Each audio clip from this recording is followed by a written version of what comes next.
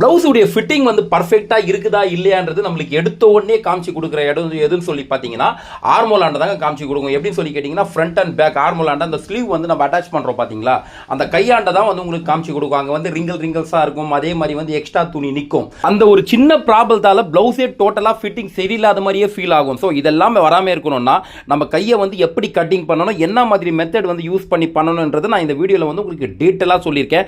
இந்த வீடியோ வந்து நீங்கள் ஃபுல் அண்ட் ஃபுல்லாக பாருங்கள். வீடியோ வந்து ஸ்கிப் பண்ணாதீங்க. எவ்வளவு வந்து நம்ம ஆர்மல் வந்து டவுன் பண்ணணும், எவ்வளவு சைஸ் வைக்கணும்ன்றது எல்லாமே நான் இதில் கிளியரா சொல்லியிருக்கேன். நீங்க இதை பாருங்க, பார்த்துட்டு உங்களுக்கு ஏதாவது டவுட் இருக்குன்னா கமெண்ட் பண்ணி கேளுங்க.